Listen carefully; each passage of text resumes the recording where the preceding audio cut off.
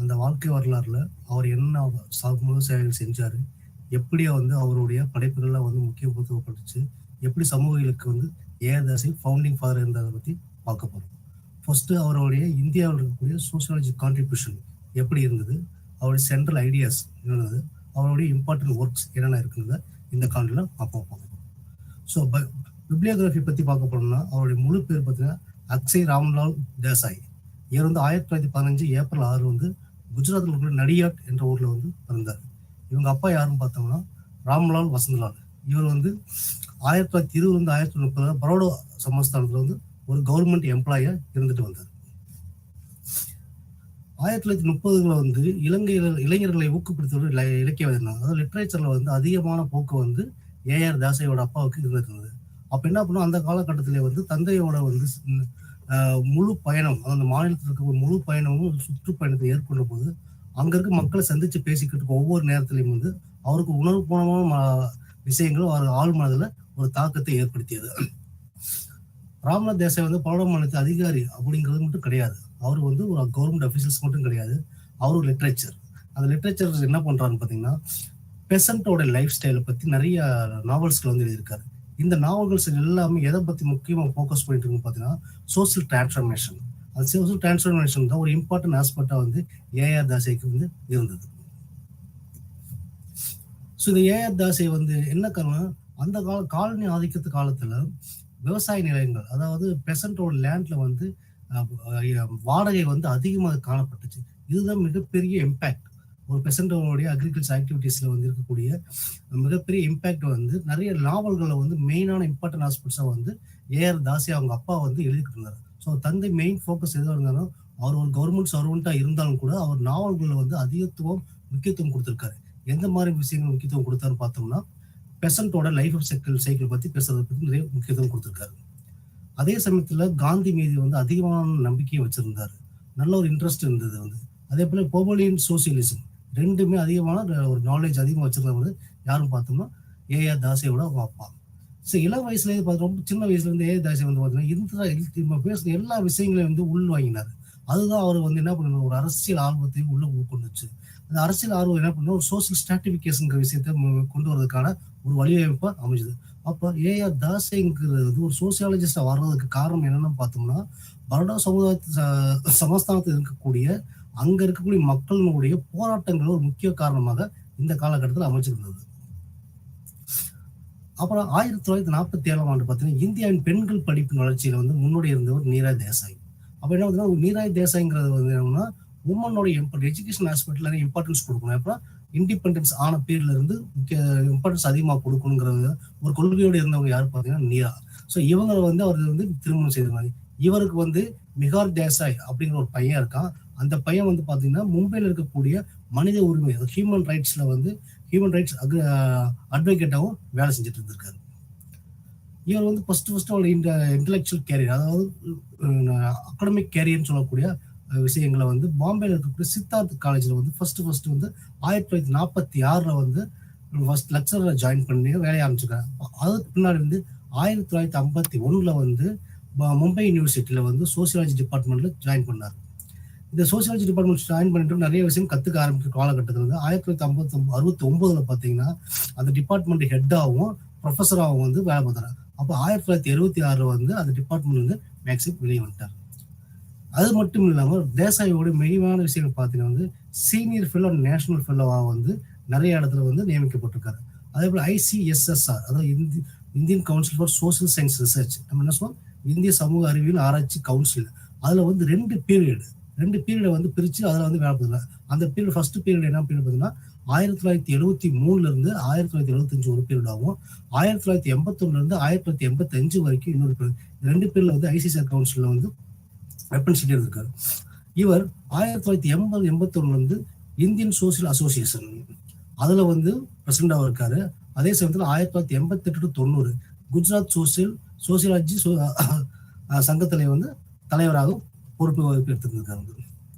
இவர் 1930 பார்த்தீங்கன்னா அந்த ஆரம்ப காலகட்டங்களில் வந்து இந்திய கம்யூனிஸ்ட் கட்சி ஒரு உறுப்பினராக இருந்தார். அப்போ இந்திய கம்யூனிஸ்ட் கட்சியில் என்ன பண்றாருன்னா அது அரசியலுடைய இம்பாக்ட் அதிகமாச்சு. இப்போ அந்த பீரியட் பார்த்தீங்கன்னா 1930 பீரியட் பார்த்தீங்கன்னா இந்தியா வந்து சுதந்திர போராட்டத்துக்கு வந்து போராடிட்டு காலகட்டங்கள். ஒரு சில ட்ரேட் யூனியன்ஸ் ஒர்க் பண்ணிட்டு இருப்பாங்க, ஒரு சிலர் வந்து கல்ச்சரல் குரூப்ஸ் போராடிட்டு இருப்பாங்க, ஒரு சில அக்ரிகல்ச்சர் குரூப்ஸ் எல்லாருமே இந்தியா ஸ்டேட் வந்து இண்டிபெண்டன்ட் ஆகணுங்கிறதுக்காண்டி நிறைய வேலைகள் செஞ்சுட்டு இருக்கும்போது அந்த ஒரு அரசியல் இம்பாக்ட் தான் வந்து அவர் இந்திய கம்யூனிஸ்ட் கட்சியில வந்து ஒரு மெம்பராக ஜாயின் பண்ண வச்சது. அந்த காலத்துல வந்து பார்த்தீங்கன்னா ஸ்டூடெண்ட் லைஃப் அவர் வந்து 1994 வந்து இறந்துட்டாரு. அந்த 94 வரைக்கும் அவர் பிறப்புல இருந்து இறப்பு வரைக்கும் பார்த்தீங்கன்னா அவர் இளங்கலை மாணவன் இருக்கும் போதே வந்து தீவிர மார்க்சிஸ்டாக இருந்தார். அப்ப இதுல நமக்கு என்ன தெரியுது, ஒரு வாழ்க்கை வரலாறு ஒட்டுமொத்த வாழ்க்கை வரலாறு பார்க்கும்போது நம்ம தெரிஞ்ச மிக முக்கியமான விஷயம் பார்த்தீங்கன்னா இவர் வந்து ஒரு மார்க்சிஸ்ட்வாதி, இவர் ஒரு கம்யூனிஸ்ட்வாதி. இவர் வந்து தன்னுடைய வாழ்க்கையில வந்து இருக்கக்கூடிய பரோடா சமஸ்தானத்துல இருந்து இப்போ அவர் உயிருக்கு பிரிஞ்ச காலகட்டம் வரைக்கும் வந்து அவர் தன்னை வந்து ஒரு மார்க்சிஸ்ட்வாதியாக வெளிப்படுத்துறதுக்கு இதுக்கு போதுவான ஆதாரமா நம்ம இது இருந்துட்டு இருக்கு. ரொம்ப இம்பார்ட்டன்ஸான விஷயங்கள் பார்த்தீங்கன்னா 1939 பார்த்தீங்கன்னா சோவியத் யூனியன் நாஜி ஜெர்மனியாவில் தாக்கப்பட்டது. ஒரு மிகப்பெரிய போர். அப்போ இந்தியா பிரிட்டிஷ் போர் வந்து முயற்சி ஆதரவு வந்து தெரிவிச்சிட்டு இருந்தாங்க. இதை வந்து அவர் வந்து எதிர்க்கிறார். ஏன்னா தன்னோட கட்சி மார்க்சிஸ்ட் கட்சி வந்து அவங்க சப்போர்ட் பண்ணிட்டு இருக்காங்க, அது நம்மளுக்கு வேணாங்கிறது வந்து கொள்கை ரீதியாக வந்து முதலாக வந்து 1939 வந்து எதிர்த்தார். இது வந்து அவருடைய வாழ்க்கையில ஒரு இம்பார்ட்டன்ட் டேர்னிங் பாயிண்டாக அமைஞ்சது. வந்து அவர் சின்ன வயசுல இருந்து, அதாவது யூஜி படிக்கிற காலகட்டத்தில் இருந்து அவர் வந்து அரசியல வந்து அதிகமாக ஈர்க்கப்பட்டார். அப்ப என்ன பண்ணா அந்த ஈர்க்கப்பட்ட காலகட்டங்கள் பார்த்தீங்கன்னா 1930 வந்து குஜராத்தில் கிசான் இயக்கம். அப்ப பெசன்டோட மூவ்மெண்ட்ஸ் வந்து ஸ்டார்டிங் பீரியட் பார்த்தீங்கன்னா 1930 வந்து இந்தியாவில் தொடங்கப்பட்ட காலகட்டம். அதே சமயத்தில் ஒரு மாணவராக இருக்கும்போது வந்து அரசியல் ஆர்வத்திலையும் ரொம்ப ஈர்க்கப்பட்டார். அப்ப இது ரெண்டுமே என்ன பண்ணுவோம், புதுசா வந்து கம்யூனிஸ்ட் கட்சி வந்து உருவாக்குது. அந்த கட்சி வந்து என்ன பார்த்தீங்கன்னா இடதுசாரி அரசியலுக்காண்டி சென்ட்ரல் பீஸா வந்து பரோடா ஸ்டேட் வந்து இருக்குது. அந்த பரோடா சமஸ்தானத்துல வந்து பாத்தீங்கன்னா 1930 வந்து புதிய கம்யூனிஸ்ட் கட்சிகள் ஒவ்வொன்றா செயல்படுறாங்க. அப்ப நம்ம பேசும்போது அவரு பொலிட்டிக்கல் ஆஸ்பெக்ட் வந்து இதுல வந்து ஸ்டார்ட் ஆகுது. மார்க்சிஸ்ட் பெர்ஸ்பெக்டிவ்ஸ் வந்து ஜாயின் பண்ணிட்டு இருக்கு. அப்போ 1930 அதாவது எண்ட் ஆஃப் 1930s, அப்புறம் 1940 இந்த பிகினிங் ஆஃப் 40s, இது ரெண்டுமே என்ன பண்ணும், அந்த நாட்டோட சூழ்நிலை வந்து மிக மோசமான சூழ்நிலை உருவாயிடுச்சு. ஒரு பக்கம் பயங்கரமான ஒரு டெரரிஸ்ட் ஆக்டிவிட்டிஸ் நடக்குது, இன்னொரு பக்கம் யதார்த்தமாக வந்து பஞ்சாப்லயும் பெங்காலையும் இருக்கக்கூடிய மியூச்சுவலா வந்து பல படுகொலைகள்லாம் நடந்துகிட்டு இருந்த காலகட்டத்தில் இருந்து என்ன பண்றாங்க, அவர் அந்த இடத்துல வந்து ஒரு டேர்னிங் பாயிண்டா மாற கடத்துல இருந்து இந்த டேர்னிங் பாயிண்ட் என்னன்னா இது ஃபுல்லா மிகப்பெரிய சவாலாக இருந்த காலகட்டங்கள். அப்ப என்ன பண்ண அந்த போராட்டக்காரர் வந்து தேசாய் வந்து பாத்தீங்கன்னா நல்ல ஒரு மோர் ரெவல்யூஷனரி பர்சனா, ஒரு எந்தூசியாஸ்டிக் பர்சனா வந்து உருவாகிட்டு இருக்காரு, தண்ணி செதுக்கப்பட்டு இருக்காரு. அப்ப என்ன பண்ண 1934 வந்து அபிஷியலா வந்து கம்யூனிஸ்ட் கட்சியில ஜாயின் பண்றாரு. நான் வந்து கம்யூனிஸ்ட் கட்சியில் ஜாயின் பண்ணிட்டு நான் என்னோட வேலைகளை செய்வோம் அப்படிங்கிறதுக்காண்டி ஒரு மார்க்சிஸ்ட் இதுல வந்து ஜாயின் பண்றாரு. அப்புறம் அந்த கட்சியை விட்டு வந்து ஒரு 5 வருஷம் கழிச்சு வந்து வெளியே வைட்டாரு. அது என்ன காரணம் பார்த்தா அந்த காலகட்டத்துல வந்து இந்த கட்சிகள் வந்து இவரோட கொள்கைக்கு வந்து எதிரான விஷயங்கள், இங்க எதிரான விஷயங்கள் எதை மீன் பண்ணி சொல்றோம்னா கொள்கைங்கிற அவரோட எதிர்பார்த்த மார்க்சிஸ்ட் பர்சனாலிட்டி வந்து இல்லாம இந்த கட்சி வந்து கம்யூனிஸ்ட் கட்சி வந்து என்ன அங்க இருக்க அரசாங்கத்துக்கு வந்து சில விஷயங்களை ஆதரவா தெரிவிச்சிட்டு இருந்த காலகட்டத்தினால அவர் அந்த கட்சியை விட்டு வெளியே வர்றதுக்கான ஒரு வாய்ப்பை வந்து இந்த விஷய சூழ்நிலை ஏற்படுத்தி கொடுத்தது. அப்ப என்ன பண்ண அதுக்கு முடிஞ்சதுக்கு அப்புறம் என்ன பண்ணான்னா தன முழு நேரம் ஃபுல் டைமா வந்து ரிசர்ச்லயும் டீச்சிங்லயும் வந்து என்கேஜ் பண்ண ஆரம்பிச்சார். தேசாய் வந்து இதுதான் அவருடைய டேர்னிங் பாயிண்ட். ஒரு ஃபேக்கல்ட்டியா வந்து உள்ள என்ட்ரி ஆகி ரிசர்ச் ஆஸ்பெக்ட்ல நம்ம எப்படி கொண்டு வரணுங்கிறத சொன்னாங்க. அப்ப என்ன அந்த கட்சியில இருந்து வெளியே வந்த காரணம் வந்து மெயின் காரணம் ஆச்சு. அப்ப இதனுடைய சென்ட்ரல் ஆஸ்பெக்ட்ஸ், அதாவது இம்பார்ட்டன்டான விஷயங்கள் என்ன பார்த்தீங்கன்னா இந்தியன் தேசியவாதம், இந்தியன் நேஷனலிசம். அப்ப அவர் ஃபர்ஸ்ட் வந்து சோசியல் என்கொயரிஸ் எதை பார்த்தீங்கன்னா இந்திய மக்கள்கள் எதிர்கொள்ளும் பிரச்சனைகள் பார்த்தீங்கன்னா கேள்வி பார்த்தீங்கன்னா கட்டுக்கடங்காத கையில் அடங்காத விஷயங்களா இருந்துச்சு. அவங்க எல்லாம் இன்டகிரேட் பண்ணி ஒரு போராட்டங்களுக்கான விஷயங்களாக இருந்துச்சு. அப்போ நேஷனல் ஐடென்டிட்டி வந்து நேஷனலிசம் எதை ஃபோக்கஸ் பண்ணி வச்சுன்னா சோசியல் குரூப்ஸ், அந்த சோசியல் குரூப்ஸ் இருக்கக்கூடிய இந்தியன் கம்யூனிட்டி பீப்புளுக்கு வந்து அடிக்கடி டெய்லி சந்திக்கக்கூடிய பிரச்சனைகளும் கேள்விகளும் வந்து அந்த போராட்டங்கள் வந்து ஒரு மேஜர் பார்ட்டா இருந்தது.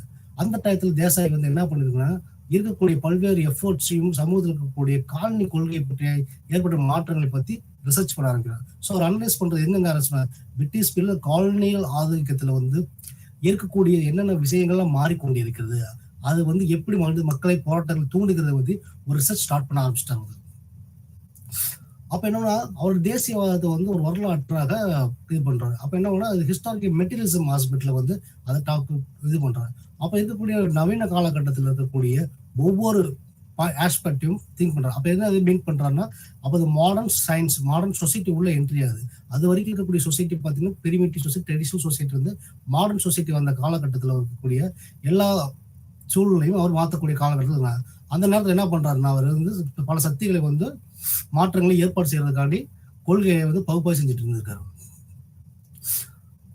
பிரிட்டிஷ் காலனி ஆட்சி இந்திய சமுதாயத்தை வந்து ஆழமான கட்டமைப்பு மாற்றத்தை ஏற்படுத்தியது. அப்ப என்ன, பிரிட்டிஷ் பீரியட் இருக்கக்கூடிய ஒவ்வொரு சூழ்நிலையும் வந்து இந்திய சமுதாய மக்களை வந்து ஒரு ஸ்ட்ராங் கன்ஸ்ட்ரக்ஷனை உருவாக்கி கொடுத்துருக்குது. அந்த ஸ்ட்ராங் கன்ஸ்ட்ரக்ஷன் டீப் வந்து டிரான்ஸ்ஃபர்மேஷன் கொடுத்துருக்கு. அவர் பிரிட்டிஷ் பீரியட்ல வந்து இருக்கக்கூடிய ஒவ்வொரு நடைமுறையும் பார்த்தீங்கன்னா போராட்டம் இந்திய மக்கள் போராட்டம் பேசி கொண்டிருந்த காலகட்டத்தில் வந்து பொதுவாக எது பேசப்பட்டிருந்தாங்கன்னா, மார்க்சிஸ்ட் பெர்ஸ்பெக்டிவ்ல கூடிய பெசன்ட் விவசாயிகள், குஜராத்தில் இருக்கக்கூடிய விவசாயிகளுடைய வாழ்வில் சூழ்நிலை ஒரு கேள்விக்குறியாக உருவாயிட்டு இருக்குது. அதைத்தான் வந்து என்ன பண்ணாரு, ஹிஸ்டாரிக்கல் மெட்டீரியல் ஹாஸ்பிட்டலத்தில் வந்து ஒரு விதமான சோசியல் கன்ஸ்ட்ரக்ஷன்ல கொண்டு வராரு. இதை இதுக்கு வந்து மிக முக்கியமான விஷயங்கள் என்னன்னு பார்த்தோம்னா, western education. So western education வந்து ஒரு இம்பார்ட்டன்ட் ஆஸ்பெக்டா வந்து அது உருவாக்கப்படுது. இதை வந்து நம்ம ஸ்டேட் வந்து சென்ட்ரலைஸ்ட் ஆக்கப்பட்ட காலகட்டத்தில் மேற்கத்திய கல்வி முறை வந்து ஃபர்ஸ்ட் இன்ட்ரடியூஸ் பண்றாங்க. அதுக்கப்புறம் புதுசாக கொண்டு வந்து அட்மினிஸ்ட்ரேஷனுடைய டெவலப்மெண்ட்ஸ் வந்து, அதுக்கப்புறம் வந்து இருக்கிற ஸ்டேட்டோடைய, இது எல்லாமே இண்டிபெண்டா செயல்பட்ட காலகட்டங்கள். இதுக்கு யார் பார்த்தீங்கன்னா இந்திய முதலாளித்துவர்கள், இந்தியன் கேபிட்டலிஸ்ட் வந்து என்ன பண்ணுவாங்க, இந்த சமூகத்தை வந்து தனித்துவமாக கொண்டு வராங்க. இருந்த காலகட்டத்தில் இந்தியாவுக்கு மிகப்பெரிய கேபிட்டலிஸ்ட் என்ன பண்றாங்க, தங்களோட சோசியல் சொசைட்டியை வந்து ஒரு இண்டிவிஜுவல் ஐடென்டிட்டியா கொண்டு வராங்க. அது எப்படி இருந்துச்சு பார்த்தீங்கன்னா, எல்லாமே ஜாதியை மையப்படுத்தி தான் இருந்துச்சு. இந்த ஜாதி மையப்படுத்தி இருக்கிறதா அவருக்கு தேசாயுடைய மிகப்பெரிய இம்பார்ட்டன்ட் டேர்னிங் பாயிண்ட். அங்க வந்து ஜாதி தான் எல்லாத்தையும் கட்டமைக்கிற விஷயத்த அவருடைய மார்க்சிஸ்ட் பெர்ஸ்பெக்டிவ்ஸை கொண்டு வந்து கொடுக்குது. அப்ப பிரிட்டிஷ் ஆங்கிலேயர் காலகட்டத்தில் பார்க்கும்போது வந்து விவசாய வாப்பிலர்கள் பார்க்கும்போது என்னன்னா, தனியார் சொத்து இல்லாத, அப்புறம் இண்டிவிஜுவல் வில்லேஜ்ல வந்து ஒவ்வொரு மனிதனுக்கும் இருக்கக்கூடிய விவசாய மனிதனுக்கு வந்து ஒரு தனியார் சொத்து கிடையாது, ஒரு லேண்ட் கிடையாது, அந்த அசட் கிடையாது. அந்த அசட் இல்லாத கிராமம் வந்து தண்ணீர் கிராமம் அப்படிங்கிறத வந்து இவங்க தேசாய் வந்து அதை எடுத்து காட்டுறாங்க. அப்ப என்ன பண்ண, ஆங்கிலேயர் காலகட்டத்தில இருந்து கூட விவசாய அமைப்பு முறையில் வந்து நிறைய சேஞ்சஸ் உருவாயிருக்கு. அப்ப என்ன வந்து விவசாயம் சேஞ்ச் பண்றதுக்கு என்ன பண்றோம்னா, டவுன்ல இருக்கக்கூடிய கைவினை பொருட்களை வந்து அதிகமான வீழ்ச்சியை கொண்டு வரணும். அதுதான் எதுல இது பண்றாங்கன்னா, இதை சோசியல் இம்பாக்ட்னு சொல்றது, அதை வந்து அண்டர்லைன் பண்ணி காட்டுறது வந்து தேசாய். தேசாயை பொறுத்த வரைக்கும் பார்த்தோம்னா, கிராமத்தில் இருக்க எக்கனாமிக் கண்டிஷன், எக்கனாமிக் அட்மினிஸ்ட்ரேஷன், அது வந்து என்னென்ன பண்ணணும்னா, ஒரு இம்பார்ட்டன்டான தொழில்துறை வந்து அதிகமாக இருக்கணும். அந்த தொழில்துறை எது ஒன்று, கிராம கைவினைகள் துறை அதிகமாக இருக்கணும். இதைத்தான் என்ன சொல்லுங்க, ஒரு நம்ம தண்ணீரை பெற்ற கிராம விவசாயம் அமைந்தால் மட்டும்தான் நம்ம இந்திய பொருளாதாரம் சிறப்பாக இருக்கும் அப்படிங்கிறத சொல்றாங்க. ஸோ பிரிட்டிஷ் காலனி கால ஆட்சியிலிருந்து இந்திய சமுதாயத்துக்கு இடையில சந்திப்பை பார்த்தீங்கன்னா வந்து, இது ஒரு அறிவுசார அறிவியல், பொருளாதாரம், சமூகம், மதம் மற்றும் கலாச்சாரத்துறையில் உள்ளடக்கி பல்வேறு இயக்கங்கள். அப்ப என்ன பார்த்தீங்கன்னா, இது வந்து ஒரு இன்டெலெக்சுவல் டிஸ்கோர்ஸராக இருக்கட்டும், political aspect, economic, social, religion, culture, எல்லா டிபார்ட்மெண்ட் சேர்ந்ததான் வந்து ஒவ்வொரு இயக்கத்தையும் உருவாக்கிட்டு இருக்கு. அப்ப பாத்தீங்கன்னா working class movement, peasant movement, இந்த மாதிரி மூவ்மெண்ட்லாம் வந்து உருவான காலகட்டங்கள் பார்த்தீங்கன்னா அந்த காலகட்டங்களாக இருக்குது. பிரிட்டிஷ் ஆட்சியும் இந்திய சமுதாயத்துக்கு நல்ல ஒரு டிரான்சிஷன்.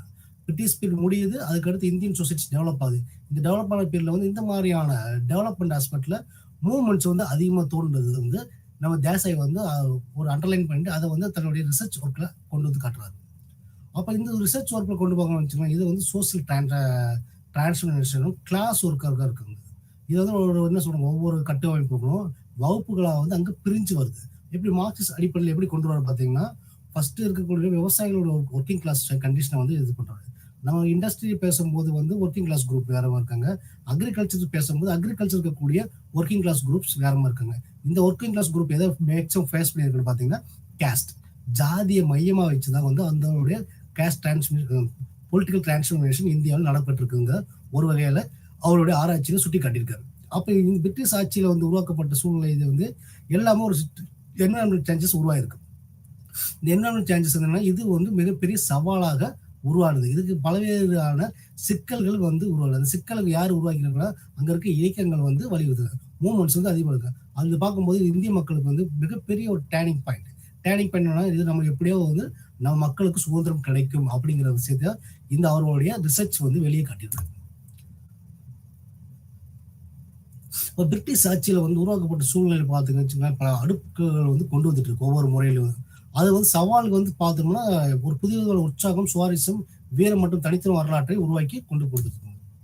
இந்த சூழ்நிலையில வந்து அவர் முதலாளித்துவ வளர்ச்சி வந்து சீரற்ற தன்மை மற்றும் நிலப்பிரபுத்துவங்கள் மற்றும் அரை நிலப்பிரபுத்துவங்கள் தோட்டத்தில் பிணைக்கப்பட்ட முதலாளித்துவ வர்க்கம் என்று எடுத்துக்காட்டுறது. அப்போ முதலாளித்துவ வர்க்கம் யாரு, கேபிட்டலிஸ்ட் குரூப்ஸ் யார் பார்க்கணும்னா பூர்ஜுவாஸ் அப்படின்னு சொல்றது யார் பார்த்தீங்கன்னா வந்து லேண்டோட ஆஸ்பெக்ட்ல வந்து பேசுறாங்க. அக்ரிகல்ச்சர் லேண்ட் அப்படின்னு லேண்ட் லார்ட்ஸ், அந்த லேண்ட் லார்ட்ஸ் வந்து ஈக்குவலா கிடையாது, செமி லேண்ட் லார்ட்ஸ் இருக்காங்க. இந்த லேண்ட் லார்ட்ஸ் எல்லாமே ஒரு இன்டெகிரேட்டட் லேண்ட் லார்ட்ஸ் தான் எல்லாம் சேர்ந்து என்ன பண்றாங்க, இந்தியாவில் ஒரு முதலாளித்துவ வர்க்கம் இருக்கு அப்படின்னா. அப்ப இந்த முதலாளித்துவ வர்க்கம் எதை பண்றாங்க, நிலம் சார்ந்தப்பட்ட இடத்தில் இருக்கக்கூடிய உயர் ஜாதி வகுப்பினர்களை வந்து என்ன பண்றாங்க, லேண்ட் லார்ட்ஸ்ங்கிற கான்செப்ட்ல வந்து ஒரு முதலாளித்துவ வர்க்கம்ங்கிறத வந்து அவர் ஹைலைட் பண்ணி காட்டுறாரு. வந்து பிரிட்டிஷ் ஆட்சியில பார்க்கும்போது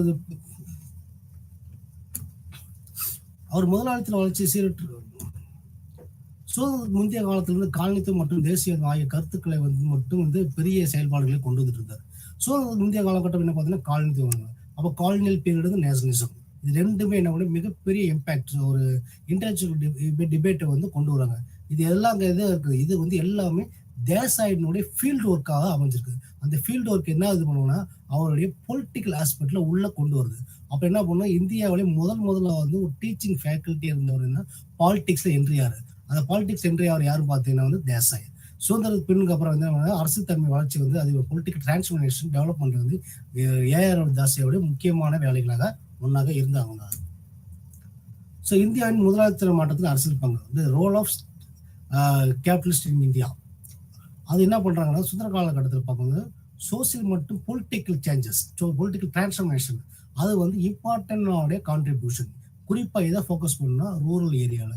அப்போ ரூரல் சேஞ்சஸ் வந்து எதை பண்ணதுன்னா கிராமத்தினுடைய வில்லேஜோடைய டிரான்ஸ்ஃபர்மேஷன் வந்து எதை நோக்கி டெவலப் ஆகிட்டு பார்த்தீங்கன்னா அவருக்கு 2 கொஸ்டின்ஸுக்கும் தொடர்ந்து வந்து மாற்றி வந்துட்டே இருக்கணும். ஒரு சைடு கிராமம் மாறினா மட்டும்தான் அதோட டெவலப்மெண்ட் மாறுங்கிற விஷயத்த வந்து இவர் ஹைலைட் பண்றாரு.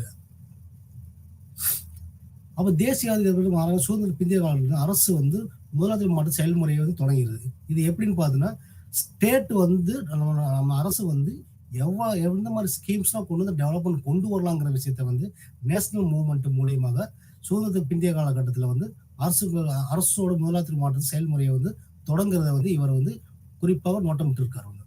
அப்போ தேசாய் வந்து அரசு செயல்படுத்திய கொள்கை பகுப்பாய்வு செய்யறாங்க. அப்போ அரசு வந்து ஒவ்வொரு கொள்கையும் வெளிப்படுத்தி இருக்காங்க. அதுல வந்து பார்க்கும்போது ஃபர்ஸ்ட் என்ன இம்பார்ட்டன்ஸ் ஆஸ்பெக்ட் என்னன்னா அக்ரிகல்ச்சர் ஆக்டிவிட்டிஸ், அதாவது பெசன்டோடைய கன்ஸ்ட்ரக்ஷன்.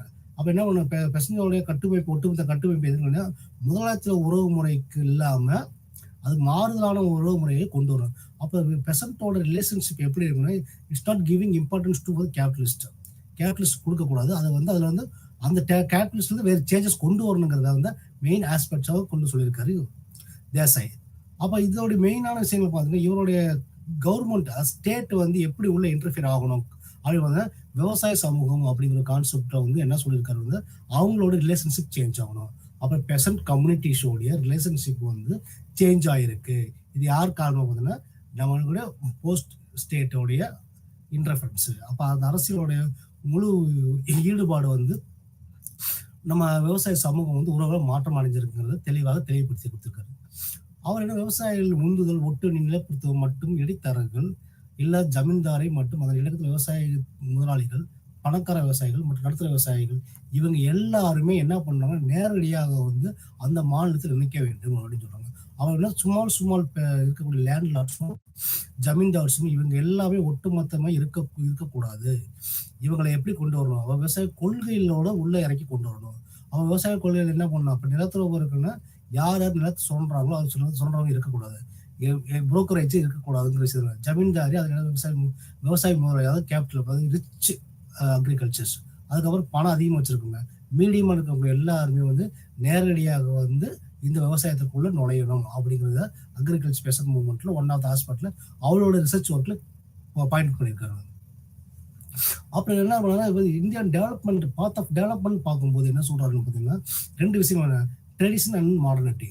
அப்போ என்ன இந்த ஃபேமஸ் டெர்மினாலஜி பார்க்கும்போது ட்ரெடிஷனல் அண்ட் மாடர்னிட்டிங்களுடைய ரிசர்ச் ஒர்க்ல வந்து மாடர்னைசேஷனுடைய முக்கியமான ஆஸ்பெக்ட் என்னவா இருக்குன்னா எஜுகேஷனுடைய இம்பாக்ட் தான் அதிகமாக இருக்குங்கிறத வந்து சொல்றது. அப்போ எஜுகேஷனலிஸ்ட் பார்த்தீங்கன்னா அவங்க தான் வந்து அதிகமான மாற்றத்தை கொண்டு வரக்கூடிய மாநிலம் வந்து நம்ம டெவலப்மெண்ட் ஆஸ்பெக்ட் இருக்குங்கிறத வந்து தெளிவாக சொல்லியிருக்காரு தேசாய். இது பின்வரும் காலகட்டத்தில் முதலத்தில் வளர்ச்சி பாதை திறம்பட மாறுது. அப்ப என்ன கேபிட்டலிஸ்டோட ஆஸ்பெக்ட்ஸ் எல்லாமே குறைஞ்சிச்சு. அப்போ பார்த்தீங்கன்னா வந்து இம்பார்ட்டன்ஸ் எது குடுக்குறாங்க, எஜுகேஷன்ல ஒர்க் ஆகக்கூடாது. பெசன்ட்க்கு ஒரு சைடு குடுத்தாலும், அந்த காலகட்டத்தில இந்த மிடில் கிளாஸ் குரூப் சொல்லக்கூடிய யார் பார்த்தீங்கன்னா, கல்ச்சரலி, எக்கனாமிக்கலி ஸ்ட்ராங்கா இருக்கக்கூடிய ஒரு குரூப் வந்து நம்ம மிடில் கிளாஸ் குரூப் தான். அந்த மிடில் கிளாஸ் குரூப்பை இன்னொரு பேர்ல என்னன்னு சொல்லி பார்த்தோம்னா, அவங்க எஜுகேஷன்ல கொஞ்சம் இம்ப்ரூவ் ஆனவங்க. அப்ப அது ஸ்டூடெண்ட்ஸ் அப்ப அந்த காலகட்டத்துல இந்த காலம் இப்ப வரைக்கும் வந்து எஜுகேஷன் ஒரு இம்பார்ட்டன்ட் ஆஸ்பெக்ட் கொடுக்கும். அதுதான் வந்து சேஞ்சஸ் நிறைய கொடுக்குதுன்னு சொல்றாரு. ஸோ இதுதான் ஒரு முக்கியமாக கவனம் வந்து இந்தியாவில் இருந்தது. முதலாளித்துவ மாற்றத்தை வந்து செயல்பாட்டுக்கு வந்து நம்ம ஸ்டேட்டோட முக்கிய பங்கா இருக்குங்கிறத ஹைலைட் பண்ணி காமிச்சிருக்காரு அவருடைய ரிசர்ச் ஒர்க்ல. அப்ப இந்தியன் சொசைட்டி அப்போ போஸ்ட் இண்டிபெண்டன்ஸ் அப்புறம் என்ன பண்ணுவாங்கன்னா மேக்ஸிமம் 3 டைமென்ஷன் வருது. Social, economic and political process வந்து என்ன பண்ணுன்னா மக்கள் அதிகமான தாக்கத்தை வந்து இந்த ப்ராசஸ்ல இருக்காங்க. அதுதான் அவர் வந்து மார்க்சிஸ்ட் அணுகுமுறை மிக பொருத்தமாக இருக்கிறத வந்து கண்டுபிடிச்சிருக்காரு. அவர் கண்டுபிடிச்சது அவருடைய பிஏவாக்கும் எம்ஏவா இருக்கட்டும், பிஹெச்டி தீசிஸ் எல்லாமே அவருடைய இந்தியாவில் நடைபெற்றுக்கூடிய அரசியல் அமைப்பின் முறையை வந்து இப்போ சுதந்திரத்துக்கு முன் சுதந்திரத்துக்கு பின் 2 கேட்டகரியா பிரிச்சுட்டு அதை வந்து மார்க்சிஸ்ட் பெர்ஸ்பெக்டிவ்ஸ் உள்ள கொண்டு வந்திருக்காரு. அதுக்கு அடுத்து வந்து இந்த மார்க்சிஸ்ட் பெர்ஸ்பெக்டிவ்ஸ் தான் வந்து சரியான வேலைகளை செஞ்சு கொண்டிருக்கிறது, சேஞ்சஸ் உருவாக்கி இருக்கு அப்படிங்கிறத இவர் ஹைலைட் பண்ணி கொடுத்தாரு. ஸோ அப்போ இந்த மார்க்சிஸ்ட் சமூகம் இந்தியாவை எப்படி சமூகத்தை எப்படி புரிஞ்சு கொள்ளலாம் அப்படிங்கிறது சொல்றாங்க. அப்போ இந்தியன் சொசைட்டி வந்து நம்ம மார்க்சிஸ்ட் பெர்ஸ்பெக்டிவ்ஸ்ல பார்க்கணும்னா அதுக்கு நல்ல ஒரு அண்டர்ஸ்டாண்டிங் வேணும். அந்த அண்டர்ஸ்டாண்டிங் எதை நோக்கி இருக்குன்னா சோசியல் டிரான்ஸ்ஃபர்மேஷன். அப்போ சமூக மாற்றம் எதை நோக்கி போயிட்டு இருக்குன்னா இந்து சமூகத்தினுடைய முரண்பாடுகளை படிப்பதில் வந்து மார்க்சிஸ்ட் முறையை பயன்படுத்த தேசியவாதியின் முக்கிய நோக்கமாக இருந்துச்சு. அப்படின்னா நீங்க மார்க்சிஸ்ட் பெர்ஸ்பெக்டிவ்ஸ்ல எல்லாத்தையும் நீங்க பார்க்கறது தான் வந்து சிறந்த பார்வை.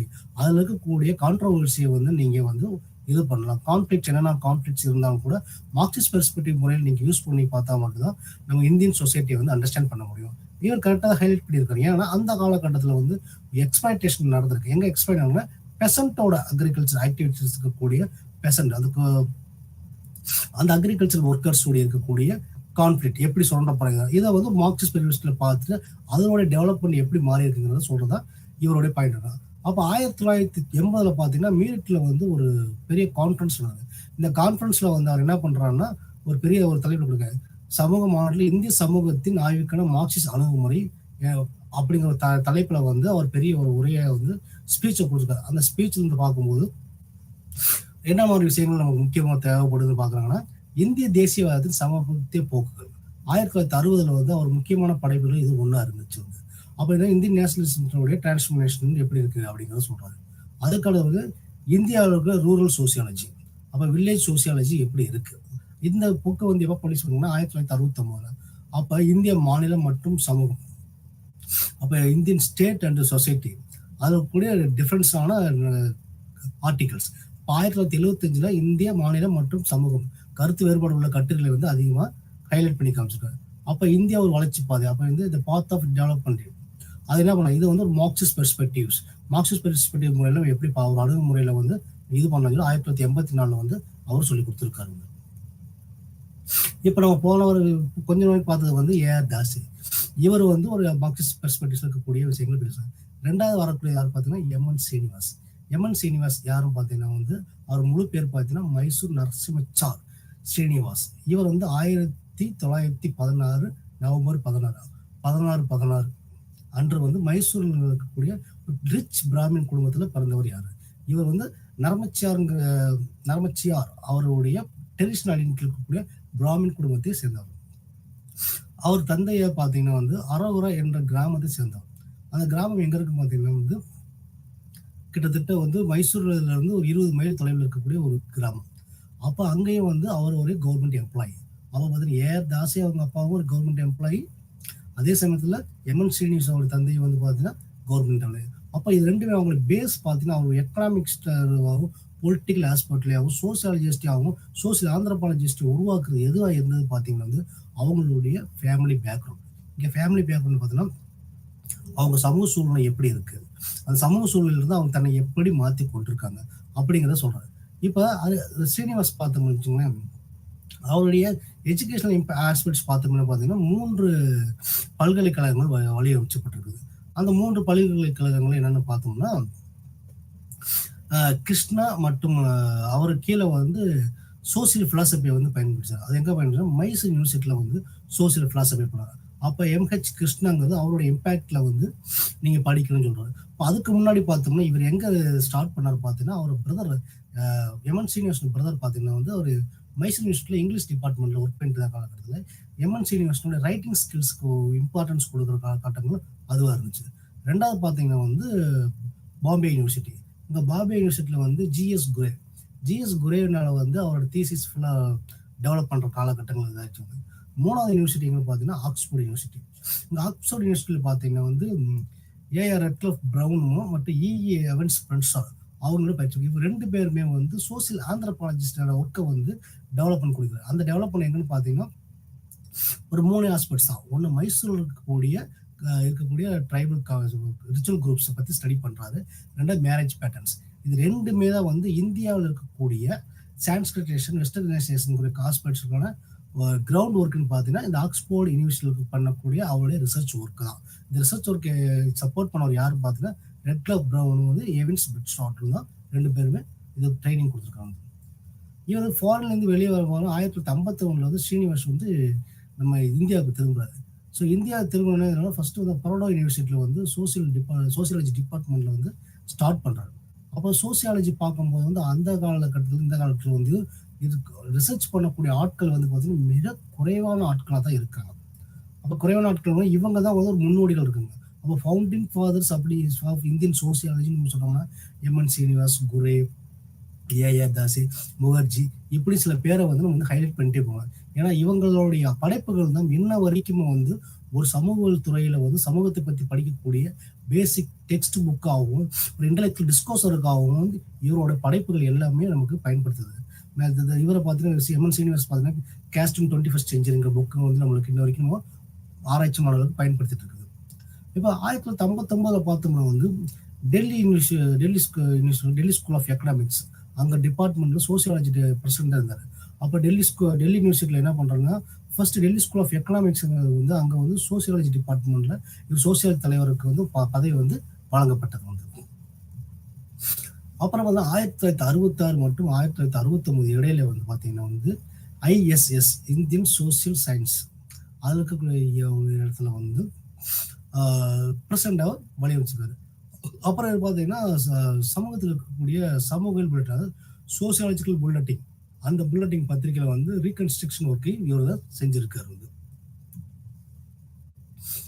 1972 ஆண்டு வந்து ஸ்ரீனிவாசன் தன் சொந்தமான மாநிலம் கர்நாடகா திரும்பினார். அப்போ என்ன பண்ணு டெல்லியிலிருந்து again he'll come back to his own village. அப்போ கர்நாடக ஸ்டேட் திரும்பும்போது அங்கே என்ன பண்ணிருக்காங்கன்னா அங்கே இருக்கக்கூடிய அப்போ அந்த டயத்தில் வந்து நெஹ்ருவின் காலகட்டத்தில் அந்த பேர் நடந்திருக்கு. அந்த காலகட்டத்தில் பார்க்கும்போது அங்கே புதுசாக அமைக்கப்பட்ட institute for social and economic change அப்படிங்கிற சமூக மற்றும் பொருளாதார மாற்றத்திற்கான நிறுவனம், அதாவது அதுக்கு பேர் என்ன சொன்னா ISEC institute for social and economic சேஞ்சில் வந்து இருக்கப்பட்ட அப்போ புதுசாக ஸ்டார்ட் பண்ணக்கூடிய இன்ஸ்டிடியூஷன். அங்கே வந்து ஜாயிண்ட் டைரக்டரை வந்து இவர் வந்து அங்கே பணி புரிகிறாங்க. அப்போ என்ன பண்ண தென்னிந்தியாவிலே வந்து சமூகவியல் தரத்தை மேம்படுத்துறது முக்கியமான நோக்கமாக இருந்துச்சு. அவங்க சவுத் இந்தியாவில் பார்க்கும்போது சோசியாலஜி ஒரு ஸ்டாண்டர்டைஸ்டாக இருக்கணும் அப்படிங்கிற மிகப்பெரிய இம்பார்ட்டன்ஸான வேலைங்க. அப்புறம் ஒரு 7 இயர்ஸ் வந்து எங்கே ஒர்க் பண்ணியிருக்காருன்னா வந்து எகைன் வந்து ஐசக்லே வந்து ஒரு 7 இயர்ஸ் ஒர்க் பண்ணிட்டு வந்து அங்கே இருக்கக்கூடிய அங்கே அது வந்து ரிட்டையர் ஆகிட்டு அங்கேருந்து பெங்களூர் இருக்கக்கூடிய தேசிய மேம்பாட்டு ஆர்கனைசேஷன் வந்து ஜாயின் பண்ணார். அப்போ 1999 வந்து நவம்பர் 30 வந்து அவர் காலமாயிறார். இவருடைய மைய கருத்துக்கள் என்னென்னு பார்த்தோம்னா கட்டமைப்பு செயல்பாட்டு வாதம் ஒன்று இருக்கு, சமூக ஆய்வுகள் மற்றவை, புத்தக பார்வைக்கு எதிராக களப்பார்வை, இந்தியாவில் உள்ள கிராமங்கள், சாதி, சமூக இயக்கம், சமூக மேம்பாடு மற்றும் தேசிய கட்டுப்பாடு. அப்போ என்னன்னா ஸ்ட்ரக்சரலிசம் வந்து பற்றி பேசுறேன், ஃபங்க்ஷனலிசம் அண்ட் ஸ்ட்ரக்சரலிசம். இந்த ஸ்ட்ரக்சரலிசம் ஃபங்க்ஷனலிசம் எங்க வந்து அவர் கொண்டு வரான்னு ஃபர்ஸ்ட் நம்ம பார்க்க ஆரம்பிச்சோம்னா இந்த ஸ்ட்ரக்சரலிசம் ஃபங்க்ஷனலிசம் வந்து இட்ஸ் பேஸ்ட் ஆன் வில்லேஜில் இருக்கக்கூடிய ரிலீஜியஸை பேஸ் பண்ணி இருக்கக்கூடிய வெரி இம்பார்ட்டன்ட் ஆஸ்பெக்ட்ஸும் வந்து ஸ்ட்ரக்சரலிசம் பற்றி பேசுறாரு. அப்போ ஒரு ரிலிஜன் அவங்களுடைய ஒர்க், அவங்க வே ஆஃப் லைஃப், அவங்களோட ரூல்ஸ், அவங்களுடைய மெத்தடாலஜிக்கல் ஆஸ்பெக்ட் எல்லாமே எதில் வந்து கொண்டு வராங்க பார்த்தீங்கன்னா வந்து ரிலீஜியஸ் தான் இருக்கு அப்படின்னு தான் சொல்றாரு. இந்த ரிலீஜியஸ் ஆஸ்பெக்ட் நம்ம எப்படி உருவாக்குதுங்கிறத வந்து அவர் பேசிக்கொண்ட காலகட்டத்தில் வந்து பார்க்கும்போது ரிலீஜியஸ்ல வந்து மைசூருக்கு ராம்புரா வில்லேஜை வந்து அடாப்ட் பண்றாரு. அந்த அடாப்ட் பண்ற வில்லேஜ்ல உள்ள போயிட்டு வந்து கிராமத்தில் இருக்கக்கூடிய அந்த மனிதர்கள் வந்து மதத்தை எப்படி முக்கிய காரணமாக வைத்துக்கொண்டு தன்னுடைய வாழ்வியல் சூழ்நிலை உருவாக்குறாருங்கிறத அப்படிங்கிற விஷயத்த பார்க்குறாரு. ஸோ இதுதான் இப்படி இருக்கு, இதுதான் இதை பேஸ் பண்ணி தான் வந்து ஸ்ட்ரக்சர் ஃபங்க்ஷனும் உருவாயிருக்குங்கிறத டிபேட்டை வந்து அவருடைய சென்ட்ரல் பாயிண்ட் ஆஃப் டிபேட்ஸ்ல கொண்டு வராரு. ரெண்டாவது பார்த்தீங்கன்னா சமூக ஆய்வுகள் மற்றவை. அப்போ அதர் சோசியாலஜிஸ்ட் என்ன பண்றாங்க, அப்போ ஆந்த்ரோபாலஜிஸ்ட் பெர்ஸ்பெக்டிவ்ஸ் ஒன்று இருக்கு. ஆந்த்ரோபாலஜி பெர்ஸ்பெக்டிவ்ஸ் எதை நோக்கி உள்ள நுழையுதுன்னு பார்த்தோம்னா எகெயின் ரிலிஜியஸ் ஆஸ்பெக்ட். அந்த ரிலிஜியஸ் ஆஸ்பெக்ட்ல இருக்கக்கூடிய ராம்புரா அப்படின்னா, இந்த ராம்புரா எங்க இருக்குன்னு பார்த்தோம்னா கூர்க் மாநிலத்தில் இருக்கக்கூடிய அந்த ஸ்டேட்ல அந்த டிஸ்ட்ரிக்ட்ல இருக்கக்கூடிய ஒரு வில்லேஜ்ல வந்து அவங்களுடைய லைஃப் ஸ்டைல் எப்படி இருக்குது, அந்த லைஃப் ஸ்டைல வந்து என்ன மாதிரி மாற்றத்தை உருவாக்கி கொடுத்துருக்கு, அந்த மாற்றத்துல வந்து அவங்க என்ன மாதிரி பாக்குறாங்கிற விஷயத்த சொல்றாரு. அப்ப இது எல்லாமே எதை நோக்கி வருதுன்னு பாத்தீங்கன்னா வந்து சான்ஸ்கிரிஸ்டேஷன் ஆர் வெஸ்டர்னைசேஷன். அப்ப இந்த வெஸ்டர்னைசேஷன் சான்ஸ்கிரிஸ்டேஷன் எப்படி உருவாக்குதுங்கிற விஷயத்த இந்த சோசியல் ஸ்ட்ரக்சர் வந்து அவர் கொண்டு வராது. அப்ப இந்த ஃபங்க்ஷனலிசம் ஸ்ட்ரக்சரலிசம் எப்படி உள்ள கொண்டு வருதுன்னு பார்க்கும்போது இந்தியாவில் இருக்கக்கூடிய, அதாவது இந்தியாவில் அந்த கிராமத்தில் இருக்கக்கூடிய கர்நாடக மாநிலத்தில் இருக்கக்கூடிய ராம்புரா வில்லேஜில் இருக்கக்கூடிய லோயர் காஸ்ட் குரூப்ஸ், அதாவது சமுதாயத்தில் கீழ் காஸ்ட் குரூப்ஸ் என்ன பண்றாங்கன்னா வந்து அப்பர் காஸ்டோட ரிச்சுவல்ஸ் பிலீவ்ஸை வந்து ஃபாலோ பண்றாங்க. இந்த அப்பர் காஸ்ட் ரிச்சுவல்ஸ் பிலீவ்ஸ் எல்லாத்தையும் என்ன ஒரே ப்ராசஸ் என்ன சொல்றாங்க, சான்ஸ்கிரிஸ்டேஷன் அப்படின்னு சொல்றாங்க. இன்னொரு ஆஸ்பெக்ட்ல அவங்க அதை மட்டும் யூஸ் பண்ணல. மெயின் காரணம் என்னன்னு பார்த்தோம்னா சமூகவியல் விஷயங்களை பார்க்கறதுல அவர் என்ன சொல்றாருன்னா வந்து ஒரு பிராமன் அல்லாத மனிதர்கள் வந்து பிராமின் என்னென்ன வேலைகள் செய்கிறாரோ அந்த வேலையை நானும் செய்வதால் சமஸ்கிருதேசன் அப்படின்னு சொல்றாங்க. அப்ப என்ன பண்றாங்க, ஃபர்ஸ்ட் வந்து பிராமின்ஸ் எதை நோட் பண்றாங்கன்னா பிராமின்ஸ் வந்து வெஜிடேரியன், அப்ப நான்வெஜ் அவரும் சாப்பிட மாட்டாங்க. அப்ப என்ன டீ டோட்டலா இருப்பாங்க, எந்த விதமான தீய கெட்ட பழக்கங்களும் இல்லாத ஒரு மனிதனாக வந்து வாழ்ந்திருக்கிறது யாரும் பார்த்தோம்னா பிராமின்ஸ். இந்த கான்செப்ட் இந்த வந்து யார் அடாப்ட் பண்றாங்கன்னா பிராமின் அல்லாத மற்ற சமூகத்தில் இருக்கக்கூடிய மனிதர்கள் வந்து அதை ஃபாலோ பண்ணிட்டு இருக்காங்க. அதை ஃபாலோ பண்ணும்போது ஸ்கேல்ட் ரோப்ஸ் எல்லாமே வந்து நம்ம வேலைஸ் கொண்டு வராங்க. கோயில் இன்ன வரைக்கும் பூஜை புலசாரங்கள் பண்றது எல்லாமே பார்த்தோம்னா அவங்களுடைய ஆஸ்பெக்ட்ல இருந்து அது பண்றோம். இது ஒரு சைடு. இன்னொரு சைடு பார்க்கும்போது என்ன சொல்றாருன்னா வந்து இது வந்து எஜுகேஷன்ங்கிறது இம்பார்ட்டன்ஸ். கல்வியில வந்து யார் அதிகம் நாட்டு முதல்வங்க பார்த்தோம்னா இன்னைக்கு பொதுவாக கிராமத்துலையும் இல்லை சில கல்வி நிறுவனங்களையும் சரி சில பொதுவான இடத்துலையும் பேசும்போது வந்து இந்த கல்விக்கு முக்கியத்துவம் முதல்ல இருந்தவங்க யாரும் பார்த்தோம்னா பிராமின் தான் மதமித்தார்கள், பின்னாடி யாருமே. அவர்களை பாட்டு நம்ம கற்றுக்கொண்டு நாம் கல்வியில் அதிக ஈடுபாடு வேணுங்கிறத ஃபோக்கஸ் பண்றோம். அப்போ எஜுகேஷனுக்கு வந்து எஜுகேஷன் படிக்க வைக்கிறது யாருன்னு பார்த்தீங்கன்னா இன்னொரு வகையில பார்த்தீங்கன்னா பிராமின்ஸ் தான் இருக்காரு. இதைத்தான் என்ன சொல்றோம், சோசியல் சான்ஸ்கிரிட்டேஷன். இதுதான் வந்து சோசியல் மொபிலிட்டியா இருக்கு. இந்த மொபிலிட்டி பார்த்தீங்கன்னா அப்வேர்டு மொபிலிட்டிங்கிறத வந்து பாயிண்ட் அவுட் பண்றாரு. அப்வேர்டு மொபிலிட்டி வந்து எதாவது மீன் பண்ணி சொல்றாரு வந்து பாத்தீங்கன்னா ஏஆர் எம்என் சீனிவாசன் வந்து பாத்தீங்கன்னா lower group, low cost group, அது சமுதாயத்தில் கீழே இருக்க குரூப்ஸ் வந்து அப்பர் காஸ்ட் குரூப்னுடைய டிரான்ஸ்ஃபர்மேஷன் எதிர்பார்க்குறாங்க. இந்த டிரான்ஸ்ஃபர்மேஷன் எதுவாக இருக்கணும், த்ரூ எஜுகேஷனாக இருக்கட்டும், லைஃப் ஸ்டைலாக இருக்கட்டும், பொருளாதாரமாக இருக்கட்டும், இதெல்லாம் என்ன பண்ணுவாங்க சோசியலி மொபிலிட்டிங்கிற வார்த்தையை பயன்படுத்தி சொல்றாங்க. அகைன் அப்ப என்ன பண்ணா book view again versus field view அப்படின்னு சொல்றாங்க. இங்க புக் வியூ ஃபீல்டு வியூ ரெண்டு எதை மீன் பண்ணி சொல்றான்னு பாத்தீங்கன்னா டெக்ஸ்ட் புத்தகத்தில் இருக்கக்கூடிய பெர்ஸ்பெக்டிவ்ஸ் பார்வை எப்படி இருக்குன்னு பாத்தீங்கன்னா இந்த புத்தகத்தில் பாத்தீங்கன்னா ரிலிஜியனை மையமாக பயன்படுத்துகிற வார்த்தை வந்து இருக்கு, ஆனா களப்பார்வை அதுக்கு வந்து நேர் எதிராக இருக்கு. அப்போ இந்த புத்தக பார்வை யாரும் பார்த்தோம்னா இந்த புத்தக பார்வையை முன்னோக்கி போறவங்க யாரும் பார்த்தீங்கன்னா அர்பன்ல இருக்கக்கூடிய அர்பன் கம்யூனிட்டிஸ், அர்பன் ரூலர்ஸ் வந்து அவங்க என்ன பண்ணா புத்தகத்தை மையமாக வைத்துக்கொண்டு புத்தகத்தில் இருக்கிற எல்லா ரூல்ஸையும் வந்து அவங்க ஃபாலோ பண்ணிட்டு இருக்காங்க. ஆனா ஃபீல்டு பார்வை பார்த்தீங்கன்னா கிராமத்தில் இருக்கக்கூடிய கிராம மக்களுக்கு வந்து அங்க இருக்கக்கூடிய ரூல்ஸ் அண்ட் ரெகுலேஷன் வந்து by certain kinship caste group follow பண்றது.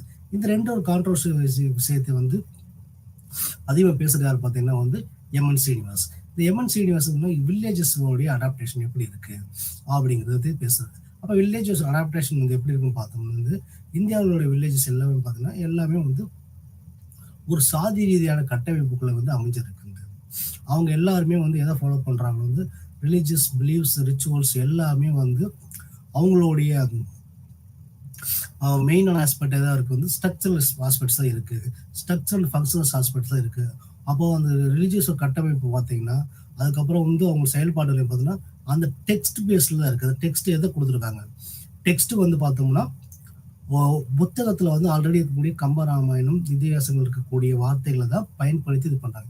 இங்க டெக்ஸ்ட் அதை தான் நம்ம இங்க மீன் பண்றோம் ரிலீஜியஸ் பெர்ஸ்பெக்டிவ். அதை வந்து யாரும் ஃபாலோ பண்றா பார்த்தீங்கன்னா எஜுகேஷன் சம்வாட் ரிச்சா இருக்காங்க. இதெல்லாம் எந்த காலகட்டத்தில் நடந்தது பார்த்தீங்கன்னா 1918க்கு அப்புறம், அது 1920களுக்கு அப்புறம் வந்து நடைபெற்ற காலகட்டங்கள். இந்த காலகட்டங்களை பார்க்கும்போது வந்து நம்ம சொசைட்டியோட டிரான்ஸ்ஃபர்மேஷனை 3ஆ பிரிக்கிறோம். ஃபர்ஸ்ட்டு பாஸ்பேட்ஸ் பார்க்கும்போது பிரிமிட்டிவ்ஸ், ட்ரைபஸ், அதுக்கடுத்து வந்து அக்ரிகல்ச்சர், அதுக்கடுத்து இண்டஸ்ட்ரி 3ஆ பிரிக்கிறோம். ஆனால் இன்னொரு ஸ்டேட்மெண்ட் பார்த்தீங்கன்னா 1773 1900 வரைக்கும் முதல் பாதை டெவலப்மெண்ட் ஆகும். 1901 இருந்து 1960 வரைக்கும் 2வது பாடமாகும். 3வது பகுதி பார்த்தீங்கன்னா 1961 இருந்து இப்போ இருக்க காலகட்டங்கள் 3ஆ வந்து டெவலப்மெண்ட் ஆஸ்பெக்ட்லாம் பற்றி பேசுவோம். இந்த விதமான டெவலப்மெண்ட் ஆஸ்பெக்ட்ஸ் நம்ம பார்க்குறதுக்கு வந்து பார்த்தீங்கன்னா ஒரு 30 வருஷத்துக்கு 40 வருஷத்துக்கு முன்னாடி பார்த்தோம்னா 4 இல்லை 3 டிகேட்ஸ்க்கு முன்னாடி பார்த்தோம்னா நம்மளுடைய பெர்ஸ்பெக்டிவ்ஸ் எல்லாமே எதை ஃபோக்கஸ் பண்ணியது அப்படின்னா டெக்ஸ்ட் பேஸை ஃபோக்கஸ் பண்ணிருந்துச்சு. அப்போ டெக்ஸ்டோட புத்தகத்தோட பார்வை எப்படி இருந்தது? எல்லாமே புத்தகம் தான் நம்மளால கற்றுக் கொடுக்குது. இங்கே என்ன டெக்ஸ்ட் ப்ரிஸ்கிரிப்ட் டெஸ்ட்க்கு வந்து நம்ம ரீடிங் ஹேபிட்ஸில் வந்து எல்லாமே இதை தான் நம்மளை வந்து வழி நடத்துது. அப்புறம் அது வந்து ரூல்ஸ் கொடுக்க. அப்போ இந்த ரூல்ஸை ஃபாலோ பண்ணுறது யார் பார்த்தீங்கன்னா அர்பன் ரூலர்ஸ். அர்பன் நகரத்தில் வந்து நகரத்தை நோக்கி போயிட்டு இருக்கக்கூடிய மனிதர்கள் வந்து எல்லாமே இதை ஃபாலோ பண்ணுது. இதுக்கு எதிராக என்ன பண்ணுறாங்க? இது ஒரு சைடு போகும்போது கிராமப்புற பார்க்கும்போது வந்து கிராம மக்கள் இன்னமும் வந்து கலாச்சார ரீதியாகவும் அறிவியல் ரீதியாகவும் பொருளாதார ரீதியாகவும் விவசாயம் சார்ந்தப்பட்ட ஈடுபாட்டில் இருந்தவங்க இவங்க. இதை வந்து நம்ம எப்படி வேற வகையில் கொண்டு போகலாம் அப்படிங்கிற பாயிண்ட் சொல்றாங்க. அதை வழிநடத்துறது யாருன்னு பார்த்தீங்கன்னா வந்து நம்ம எம்என் சீனிவாசனுடைய பாயிண்ட்ஸ் வந்து அங்க இருக்கக்கூடிய சோசியல் குரூப்ல இருக்க ஒரு லீடர் தான். இது 2 தான் மிகப்பெரிய சேஞ்சஸ் உருவாக்குது. அப்போ பார்த்தா இந்தியாவில் கிராமங்கள், இந்த கிராமங்கள் பார்த்தீங்கன்னா எல்லா கிராமங்களுமே பார்த்தீங்கன்னா வந்து ஒரு ரிலீஜியஸ் மையமாக தான் இருக்கு. இந்த ரிலீஜியஸ் மையம் எதை மீன் பண்ணுங்க? ஹிந்துத்துவ அடிப்படையை மீன்படுத்தி சொல்றாங்க. எல்லா கிராமங்களும் கோவில் இருக்கு, கோவில் இல்லாத கிராமங்கள் கிடையாது. அப்ப இந்த கிராமங்கள் எப்படி பண்ணா தனக்குன்னு இருக்க ஒரு சமூகம், அந்த சமூக மக்கள் அது இருக்கக்கூடிய கடவுள் இருக்க உறவு முறைகள் இப்போ எல்லாமே என்ன இது பண்றாங்கன்னா சோசியல் ரிலேஷன்ஷிப்பை வந்து ஃபோக்கஸ் பண்ணி பேசுறாங்க. இப்போ சோசியல் ரிலேஷன்ஷிப் பத்தி பேசிட்டு இருக்கும்போது வந்து இங்க ரிலிஜன்ங்கிறது வந்து ஒரு இம்பார்ட்டன்டான சோசியல் இன்ஸ்டிடியூஷனாக மாறி இருக்கு. அப்போ இந்த சோசியல் இன்ஸ்டிடியூஷன் நம்மளை என்ன செய்யுது? இந்த சோசியல் இன்ஸ்டிடியூஷன் வந்து நம்மளே வந்து ஒரு நல்ல மனிதனாக மாற்றக்கூடிய ஒரு டூலா இருக்கு. அப்போ இது instrument for social change, for individual change. ஒரு இண்டிவிஜுவல் சேஞ்ச் இருந்தால் மட்டும் சோசியல் சேஞ்ச் உருவாகும். அது சேஞ்சுக்கு நம்ம என்ன பண்ணணும்? அவங்களுடைய வாழ்க்கை முறைகளை வந்து சரியான முறையில் கற்றுக் கொடுக்கணும். அது கற்றுக் கொடுக்குறது என்ன பண்ணா அங்கே இருக்க ரிலீஜியஸ் ஆஸ்பெக்ட் தான் கற்றுக் கொடுக்குது. அப்போ கிராமங்கள் இருக்கக்கூடிய ஒவ்வொரு ஆஸ்பெக்ட்டுமே வந்து ரிலீஜியஸ் ஆஸ்பெக்ட்ல இருக்கக்கூடிய விஷயங்களை தான் சொல்லியிருக்காங்க. அதுக்கடுத்து கேஸ்ட். அப்போ இந்த ஜாதி எதை ஃபோக்கஸ் பண்ணுறது பார்த்தீங்கன்னா அவர் ஜாதி அகைன் வந்து என்ன சொல்றாருன்னா நம்ம சொல்லக்கூடிய அந்த வர்ணா சிஸ்டத்தை பற்றி பேசுறாரு. அந்த வர்ணா சிஸ்டம் எதை மீன் பண்ணி சொல்றாங்க? ஒவ்வொரு கிராமத்திலும் ஜாதிகள் வந்து ஜாதி அடக்குமுறை வந்து உருவாக்குது. இந்த ஜாதின்னு பார்க்கும்போது இந்த கான்ட்ரவர்சி நம்ம எங்க மீட் பண்றோம்னா ஏஆர் தாசியோட எக்ஸ் பண்ணும். அப்போ ஏஆர் தாசி வந்து எதை சொல்றாரு வந்து அக்ரிகல்ச்சர் பெசன்ட் கம்யூனிட்டிஸ் வந்து ஹையஸ்டா இருக்கிறது பார்த்தீங்கன்னா வில்லேஜ்ல இருக்காங்க. அந்த வில்லேஜோட டாமினன்ஸ் யாரும் பார்த்தீங்கன்னா ரிச் லேண்ட் லார்ட்ஸ், அதுக்கப்புறம் இருக்கக்கூடிய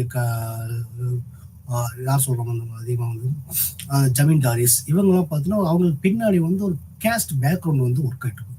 இந்த 2 கேஸ்ட் பேக்ரவுண்டும் இந்தியாவில் கிராமங்கள் எல்லாமே என்ன எதை வழி வைக்குது பார்த்தீங்கன்னா ஒரு ஜாதிய பின்னலையை உருவாக்குது. இந்த ஜாதிய பின்னலை பார்க்கும்போது இது வந்து சமூகத்தை ஒரு கட்டமைப்பு பண்ணுது. அப்போ என்ன சோசியல் வந்து ஸ்ட்ரக்சரைஸ் ஆகுது. இந்த வித்தின் ஃப்ரேம் ஒர்க்குள்ள வந்து நீ ஒரு மனிதன் எப்படி வந்து உன்னை நீ பெர்ஃபெக்டான மனுஷனை மாற்றலாம்.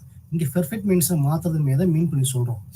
உன்னுடைய வே ஆஃப் லைஃப், நீ வாழணும்னா இப்படிதான் வாழணும், உயர்வுகளுக்கு எப்படி சமுதாயத்துக்கு பெரிய மனிதர்களுக்கு எவ்வாறு மரியாதை கொடுக்கணும், கோயில் செல்லும்போது நம்ம எவ்வாறு செல்ல வேண்டும், பாடசாலை செல்லும்போது எவ்வாறு செய்ய வேண்டும், நம்ம அறிவு சித்தார்த்தங்களை எவ்வாறு கொண்டு வர வேண்டும், நம்ம ட்ரெடிஷனல் வேல்யூஸை எவ்வாறு கொண்டு வரணுங்கிறது வந்து இந்த ஜாதிங்கிற கட்டமைப்புக்குள்ள வந்து கொண்டு வருவாங்க.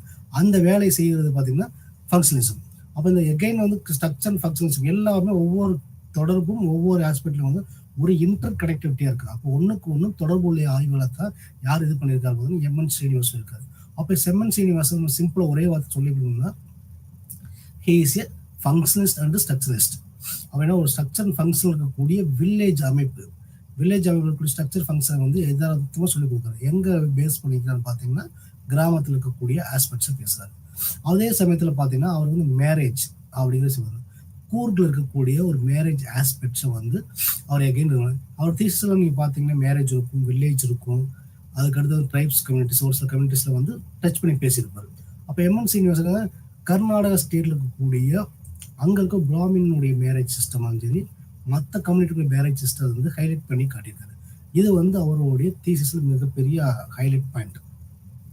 இந்த ஹைலைட் பாயிண்ட் என்ன பண்ணா சோசியல் டிரான்ஸ்ஃபர்மேஷன் அது சோசியல் மொபிலிட்டி. அப்போ சோசியல் மொபிலிட்டி எப்படி மூவ்மெண்ட் ஆகுது, சமூக இயக்கம் ஆகுது.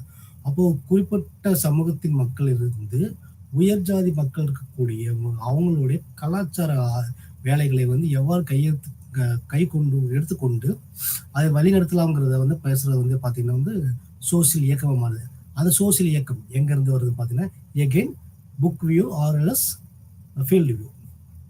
ஆர்எல்எஸ் எங்க சொல்றாங்க சோசியல் கட்டமைப்பு, ஆர்எல்எஸ் சோசியல் ஃபங்க்ஷனிசம் ஆர் ஸ்ட்ரக்சரலிசம். இது ரெண்டே இதுல இருக்கக்கூடிய ஸ்ட்ரக்சர் பத்தி பேசணும், ஃபங்க்ஷன் பேசுவோம், ஃபங்க்ஷனை பத்தி பேசுவோம், ஸ்ட்ரக்சர். இது ரெண்டுமே வந்து ஒரே சமயம் இணைக்கப்பட்ட கருத்துக்களாக இருக்குது. இந்த சமூக இயக்கம் வந்து பார்க்கும்போது மறுபடியும் எம்என் ஸ்ரீனிவாசன் எகைன் என்ன பண்றாருன்னா அவர் வந்து பியூரிட்டி அண்ட் பொல்யூஷன் ஆஸ்பெக்டை வந்து அவருடைய கைடுகிட்ட வந்து டிஸ்கஸ் பண்றாரு.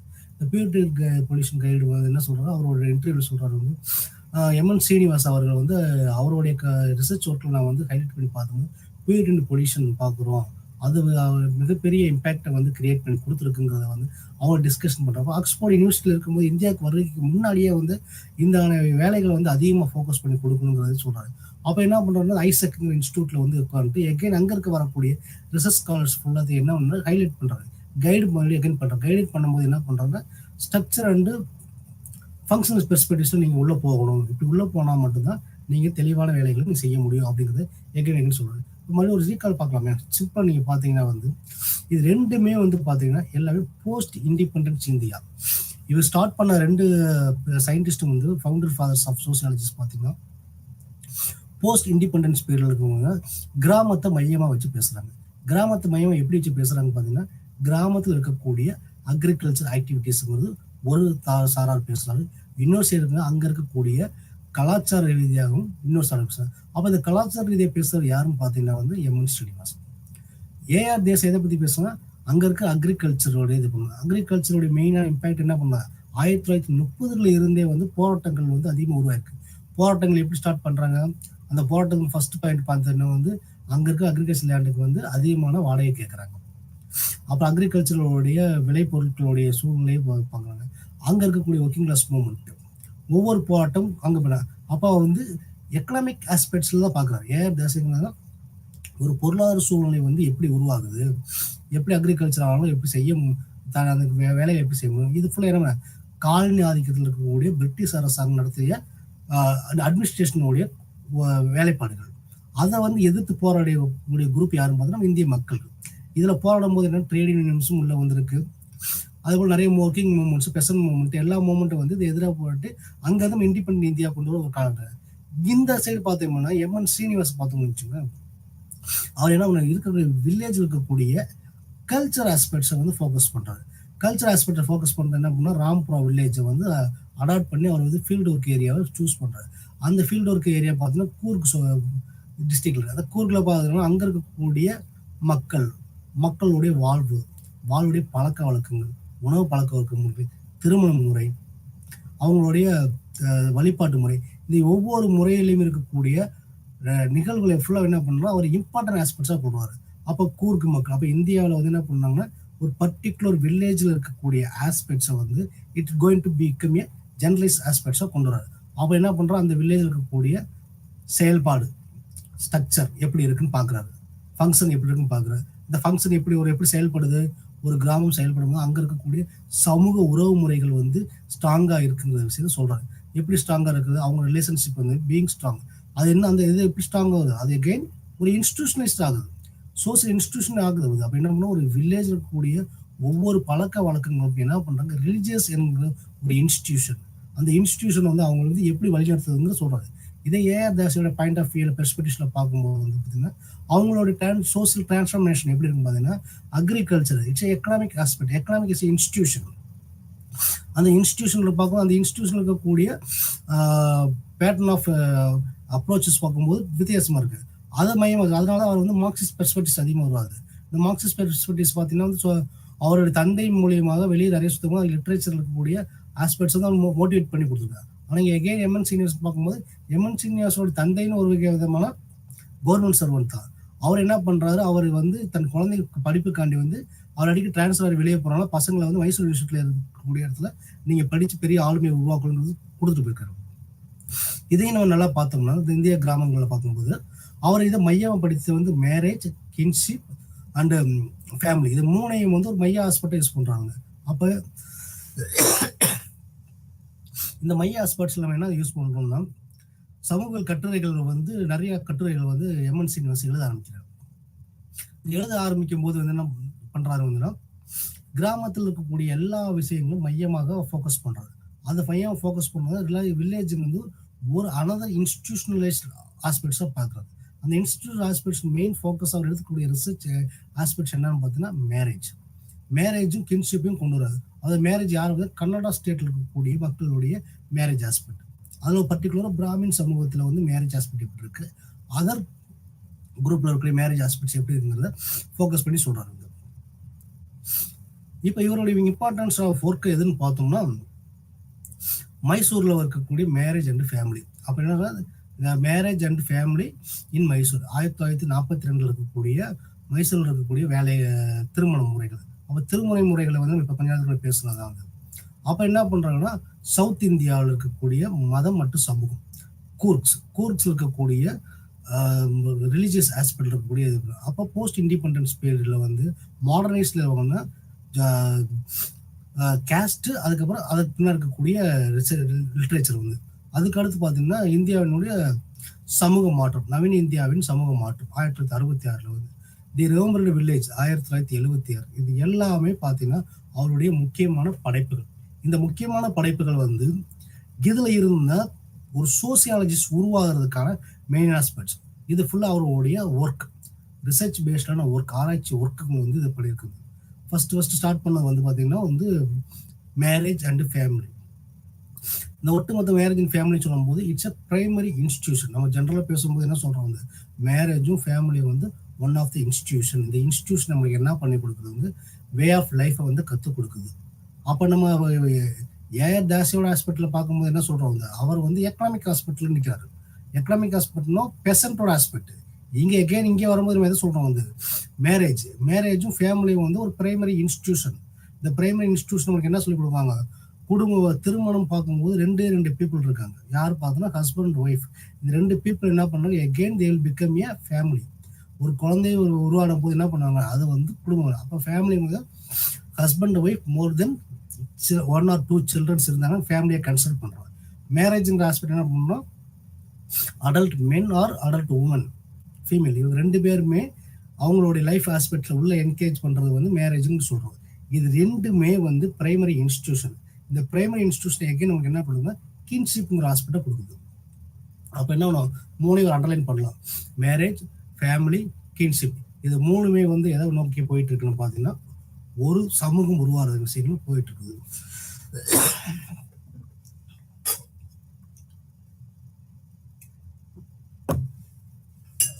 சாரி, சமூக உருவாகிறதுக்கு போயிட்டு இருக்குது. அப்போ இதை எங்கே ஸ்டார்ட் பண்ணுறாங்கன்னா மைசூர் இருக்கக்கூடிய கூர்க் ஏரியாவில் இருக்கக்கூடிய ஒரு வில்லேஜில் வந்து ஃபர்ஸ்ட் மேரேஜ் ஆஸ்பெக்ட் ஃபோக்கஸ் பண்ணுது.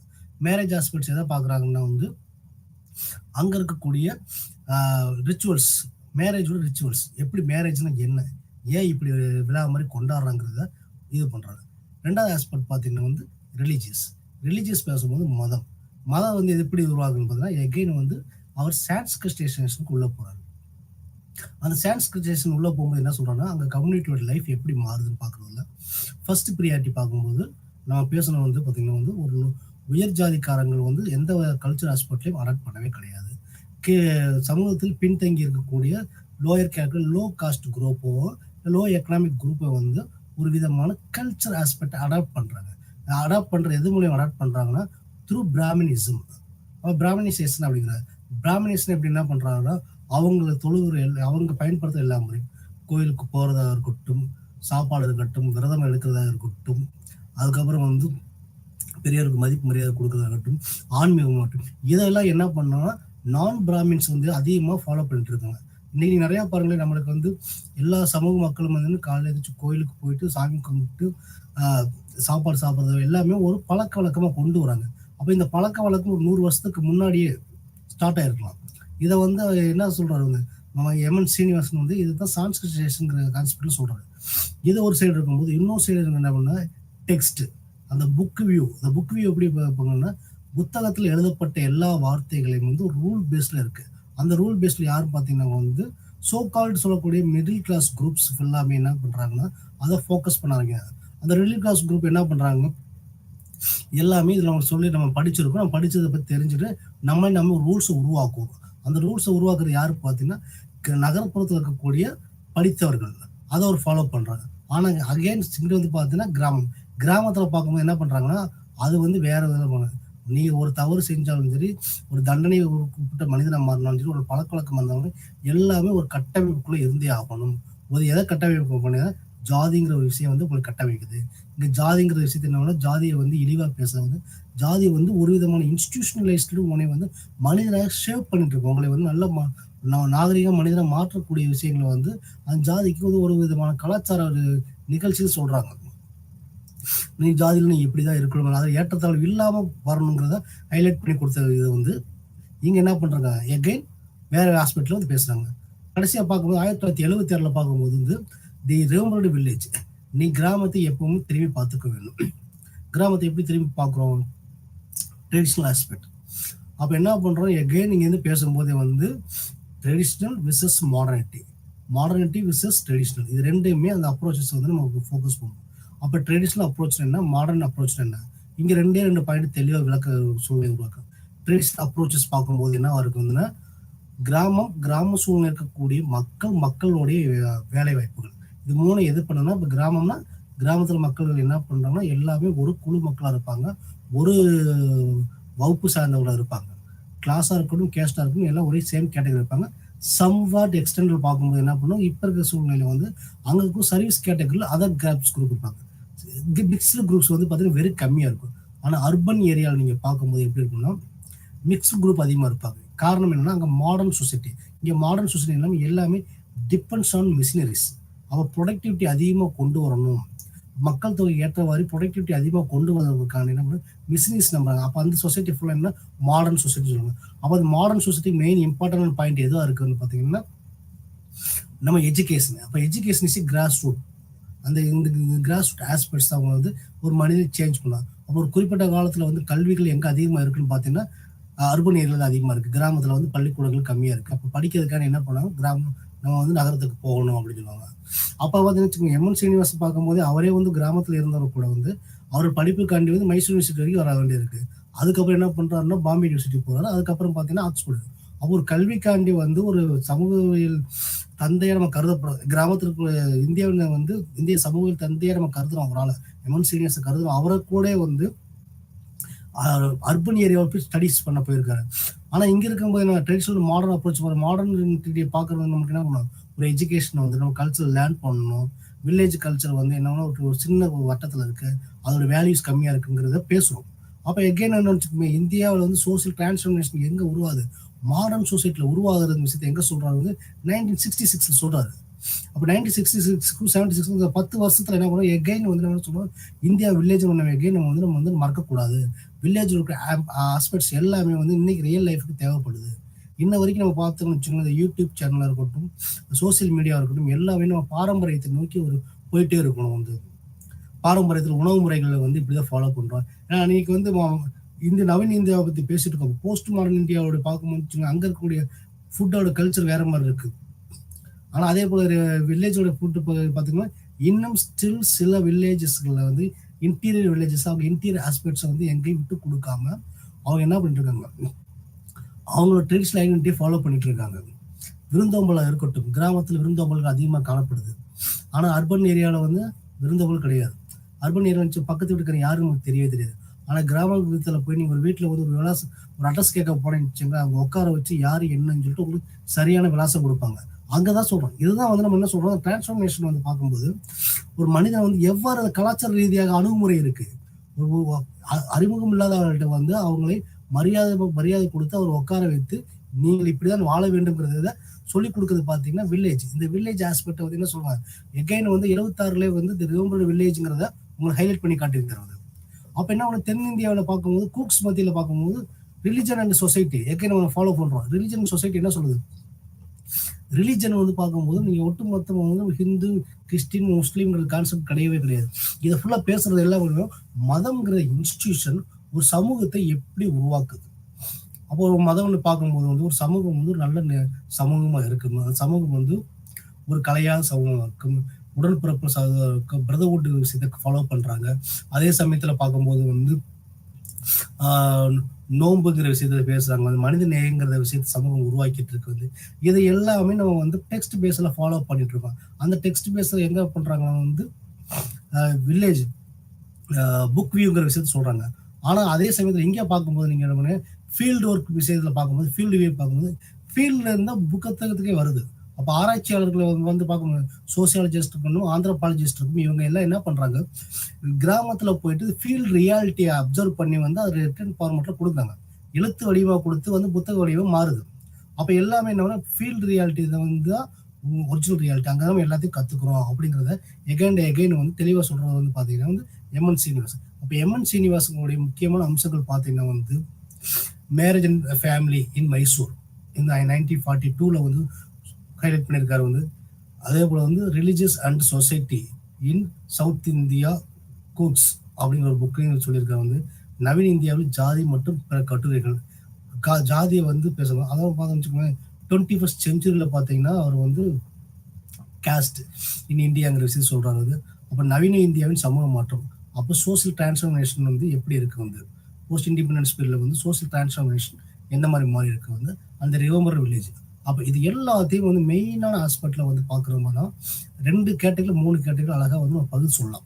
ஃபர்ஸ்ட் கேட்டகரி பார்க்கும்போது ஏஆர் தாஷ், எம்என் ஸ்ரீனிவாஸ் இவங்க 2 பேருமே ஒட்டுமொத்த சமூகத்தை பற்றி பேசியிருக்காங்க. சமூகத்தில் பேசும்போது ஏஆர் தாஸ் எதை பற்றி பேசியிருக்காருன்னா விவசாயம் என்ன பார்த்தீங்கன்னா விவசாயிகளுடைய வாடகை வந்து அதிகமாக கூட கொடுக்க காலகட்டத்தில் இருந்து விவசாய போராட்டங்கள் ஒரு காலகட்டத்தில் நடந்துட்டு இருந்தது. அதை எதை ஃபோக்கஸ் பண்ணியிருந்தா எக்கனாமிக்ஸ், பொருளாதாரத்தை ஃபோக்கஸ் பண்ணி இருக்குது. பொருளாதாரத்தை ஃபோக்கஸ் பண்ணும்போது அவர் எந்த ஐடியாலஜி எடுத்திருக்காருன்னா மார்க்சிஸ்ட் பெர்ஸ்பெக்டிவ்ஸ் எடுத்திருக்காரு. இவரை வந்து பார்க்கும்போது என்ன பண்ணா ஸ்ட்ரக்சரல் அண்ட் ஃபங்க்ஷனல் ஆஸ்பெக்ட்ஸை வந்து எடுத்துருவது யார் பார்த்தீங்கன்னா எம்என் ஸ்ரீனிவாசன். இவங்க 2 பேருமே எதை பற்றி ஃபோக்கஸ் பண்ணாங்க, ஏகன் tradition and modern. Traditional life எங்கே இருந்துச்சு பார்த்தீங்கன்னா பெரிய இண்டிபெண்டன்ஸ் முன்னாடி வந்து ட்ரெடிஷனல் லைஃப் அதிகமாக இருக்குது. போஸ்ட் இண்டிபெண்டன்ஸ் பீரியடுக்கு அப்புறம் வந்து நம்மளுடைய சோசியல் சேஞ்சஸ் நிறையா வந்துருக்குங்கிறத அர்பன் ஏரியா ஃபாலோ பண்ணுறாங்க. அப்போ இந்த இந்தியா இண்டிபெண்ட் நம்ம இந்திய சமூகம் வந்து ரூலிங் பண்ணிட்டு இருக்க காலகட்டத்தில் பார்க்கும்போதே வந்து உங்களுக்கு என்ன தெரிய வருதுன்னா மாடர்னைசேஷன் நோக்கி நம்ம போயிட்டு இருக்கோம். ஸோ மாடர்னைசேஷன் எதை நோக்கி போயிட்டு இருக்குது, டெவலப்மெண்ட் பார்த்து போயிட்டு இருக்கு. வந்து அந்த டெவலப்மெண்ட் பார்த்து நம்ம எதை நோக்கி சொல்லிட்டு இருக்கோம், வந்து எகைன் மாடர்ன் இருந்து போஸ்ட் மாடர்ன் இருக்கக்கூடிய டெவலப்மெண்ட் ஆஸ்பெக்ட்ல இண்டஸ்ட்ரியல் ஆஸ்பெக்ட்ஸ் உள்ள வருது. எந்தெந்த பேர்ல வந்து இன்னைக்கு வந்து பொலிட்டிக்கல் ஆஸ்பெக்ட்ல சிவிலைஸ்ட் ஆகிட்டு போனது மனிதர்கள் எல்லாமே மாடர்னைசேஷன் நோக்கி போயிட்டு கொண்டு இருக்காங்க. இந்த மாடர்னைஸ் போகும்போது இந்த பல கட்டுரைகள் நம்மளுக்கு இருந்தால் மட்டும்தான் நம்ம வந்து சமூகம் வந்து இந்திய சமூகம் வந்து தெளிவான சமூகம் இருக்க முடியுங்கிறத வந்து எடுத்துக்காட்டுறது வந்து 2 ஆள் தான் பார்த்தீங்கன்னா எம்என் சீனிவாசன், ஏஆர் தாஸ். இதை வந்து சரி மாணவர்களே, இப்போ இந்த பார்க்க போட்ட 2 தலைவர்களையும் பார்த்தோம்னா இங்கே தலைவர்கள் எது சொல்றோம்னா சோசியாலஜியில் ஒரு முக்கியமான ஆட்கள் இவங்க வந்து என்ன பண்றாங்கன்னா ஸ்ட்ரக்சரலிஸ்டும் பற்றி பேசியிருக்காங்க, ஃபங்க்ஷனிஸ்டும் பற்றி பேசுகிறோம், மார்க்சிஸ்ட் பற்றி பேசியிருக்காங்க. ஸோ இந்த மார்க்சிஸ்ட் ஃபங்க்ஷன் ஸ்ட்ரக்சரலிசம் எல்லாமே நம்ம எங்கே கொண்டு வந்திருக்கோம்னா வெஸ்டர்ன் திங்கர்ஸ்ல கொண்டு வந்திருக்கோம். ஆனால் இந்தியாவோட திங்கர்ஸ் எல்லாம் பார்க்கும்போது வில்லேஜை மையப்படுத்தி கிராமத்தை மையப்படுத்தி கிராமமும் ரிலிஜனும் ஒரு இருக்கு. அப்போ இந்த கிராமத்தில் வந்து என்ன பண்ணோம், சமூகம் மற்றும் மதம் 2ஐயும் மையப்படுத்தி வந்து இவரோட படைப்புகள் வந்து இந்திய மாணவர் சமூகவியல் படிக்கும் மாணவர்களுக்கு வந்து மிகப்பெரிய முன்னோடியாக திகழ்ந்தவர் யாரும் பார்த்தீங்கன்னா எம்என் சீனிவாசன், ஏஆர் தாசின் தான். இவர்கள் ஏஆர் தாசின் பார்த்தோம்னா அவர் எகைன் வந்து சோசியாலஜிக்காண்டி மார்க்சிஸ்ட் பெர்ஸ்பெக்டிவ்ஸ் வந்து கடைசி வரைக்கும் மார்க்சிஸ்ட் பெர்ஸ்பெக்டிவ்ல இருந்து வாழ்ந்தவர். அதே சமயத்தில் வந்து முதல் டீச்சர் வந்து பாலிடிக்ஸ்ல என்ட்ரி ஆனவர் யாரும் பார்த்தீங்கன்னா ஏஆர் தாஸ். இதை வந்து ஸோ மாணவர்களே இது சிறந்த முறையில் வந்து அழகான பாயிண்ட்ஸ் நம்ம எடுத்து பேசியிருக்கோம். மீண்டும் அடுத்த வகுப்பு சந்திக்கும் வரை நன்றிகளை வெளிப்படுவது உங்கள் சுரேஷ். வணக்கம்.